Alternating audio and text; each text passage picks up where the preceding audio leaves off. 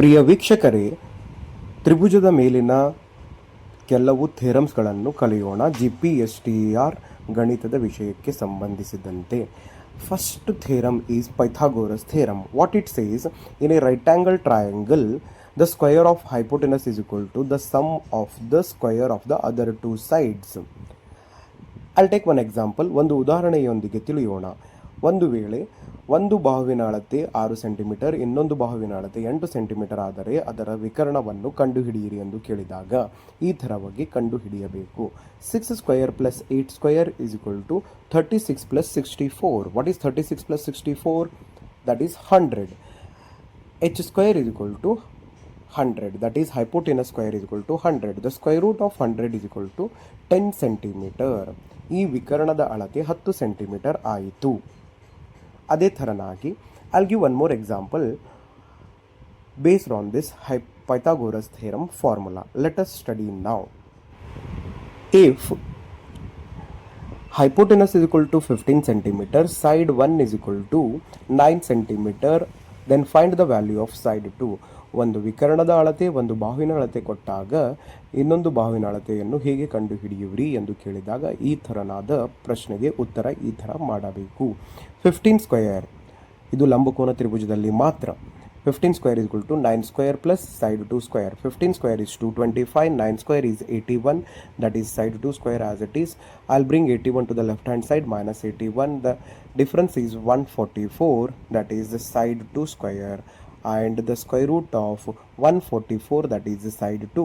We know that 144ರ ವರ್ಗಮೂಲ 12 centimetre ಆಗಿರುತ್ತದೆ. ಇದು ಪೈಥಾಗೋರಸ್ನ ಪ್ರಮೇಯದ ಮೇಲಿನ ಲೆಕ್ಕಗಳು ಮತ್ತು ಪೈಥಾಗೋರಸ್ ಪ್ರಮೇಯವಾಗಿರುತ್ತದೆ. ಇನ್ನೊಂದು theorem. What is basic proportionality theorem? Basic proportionality theorem ಎಂದರೆ ಏನು ಎಂದು ತಿಳಿಯೋಣ. ಒಂದು ತ್ರಿಭುಜದಲ್ಲಿ ABC ಎಂಬ ತ್ರಿಭುಜದಲ್ಲಿ ನಾನು BCಗೆ ಸಮಾಂತರವಾಗಿ ಒಂದು ರೇಖೆಯನ್ನು ಎಳೆದಾಗ that is BC is parallel to DE. BC is parallel to DE. ಹೀಗಾದಾಗ in triangle ABC, if DE is parallel to BC, then triangle ADE is similar to triangle ABC. ಎರಡು ಬಾಹುಗಳು ಸಮಾಂತರವಾಗಿದ್ದರೆ ದೆನ್ ಆ ಎರಡು ತ್ರಿಭುಜಗಳು ಸಮರೂಪವಾಗಿರುತ್ತವೆ. Triangle ADE is similar to triangle ABC. ಹೀಗಾದಾಗ AD divided by AB is equal to AE divided by AC is equal to AD divided by AB, AE divided by AC is equal to DE divided by BC, DE divided by BC. ಈ ಫಾರ್ಮುಲಾವನ್ನು ಬಳಕೆ ಮಾಡಬೇಕು ಎರಡು ತ್ರಿಭುಜಗಳು ಸಮರೂಪವಾಗಿದ್ದರೆ. ಇದನ್ನು ನಾವು basic proportionality theorem ಎಂದು ಕೂಡ ಕರೆಯುತ್ತೇವೆ. Basic proportionality theorem ಅನ್ನು ಹೀಗೂ ಕೂಡ ಬರೆಯಬಹುದು. AD divided by DB is equal to AE divided by AC. Basic proportionality theorem ಏನು ಹೇಳುತ್ತದೆ ಎಂದರೆ ಇದೇ ಫಾರ್ಮುಲಾವನ್ನು ಬಳಸಬೇಕು. AD divided by AB is equal to AE divided by AC is equal to DE divided by BC. This is basic proportionality theorem.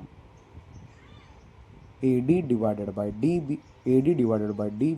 is equal to AE divided by AC. AD divided by DB ಆಗಬೇಕು ಇಲ್ಲಿ. AD divided by DB is equal to AE by AC. Converse of BPT theorem. ಇದನ್ನೇ ನೀವು BPTಯನ್ನು ರಿವರ್ಸಲ್ಲಿ ಬರೆದರೆ ಅದು converse of BPT ಆಗಿರುತ್ತದೆ.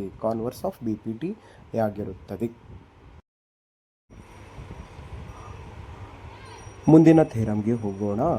ಅದಕ್ಕಿಂತ ಮುಂಚೆ basic proportionality theorem ಮೇಲೆ ಒಂದು ಲೆಕ್ಕವನ್ನು ಮಾಡೋಣ. AB, AD, AE, AC the ಅಳತೆಗಳನ್ನು ಕೊಟ್ಟಿದ್ದಾರೆ. ಹಾಗಾದರೆ DE BCಗೆ ಸಮಾಂತರವಾಗಿದೆಯೇ ಎಂದು ಚೆಕ್ ಮಾಡೋಣ. AD divided by AB, AE divided by AC. ಈ ಸೂತ್ರವನ್ನು ಉಪಯೋಗಿಸಿ BPT ಸೂತ್ರವನ್ನು ಉಪಯೋಗಿಸಿ ಕಂಡುಹಿಡಿಯೋಣ. 3.4 divided by 8.5, 5.4 divided by 13.5. Let us use this. 17 2s are 34, 17 5s are 85. Cancel ಮಾಡೋಣ. 17 2s are 34, 17 5s are 85. I can cancel. 17 34, 17 85, 27 2 54, 27 2s are 54, 27 5s are 135. 2/5 is equal to 2/5 ಎರಡು ಸಮಾನವಾಗಿವೆ. ಆದ್ದರಿಂದ D E B ಸಿಗೆ ಸಮಾಂತರವಾಗಿದೆ. ಇದು basic proportionality theorem ಹೇಳುತ್ತದೆ. One more theorem on the triangles, let us learn now. Okay, what it says, angle bisector theorem. The third theorem on the triangles is angle bisector theorem. What this angle bisector theorem? ಇದರ ಬಗ್ಗೆ ತಿಳಿಯೋಣ. ಒಂದು ತ್ರಿಭುಜವನ್ನು ಹಾಕೋಣ. ಒಂದು ತ್ರಿಭುಜದಲ್ಲಿ A B C ಇದು ಒಂದು ತ್ರಿಭುಜವಾಗಿದೆ ಎಂದಿಟ್ಟುಕೊಳ್ಳೋಣ. ಈ ತ್ರಿಭುಜದಲ್ಲಿ A ಕೋನವನ್ನು ಎರಡು ಸಮಭಾಗಗಳಾಗಿ ವಿಭಜಿಸಿದಾಗ ಎರಡು ಕೋನಗಳಾಗಿ ವಿಂಗಡಿಸುವುದು ಎ ಡಿ ರೇಖೆಯಾಗಿರುತ್ತದೆ. A D bisects angle A. When A D bisects angle A, then according to ಅಂದರೆ x is equal to x. Angle x is equal to angle x.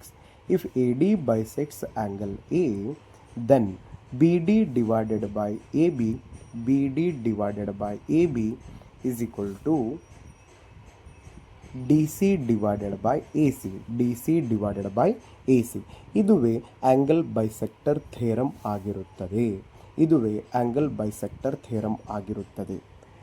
ನೆನಪಿಟ್ಟುಕೊಳ್ಳಿ, BD divided by AB is equal to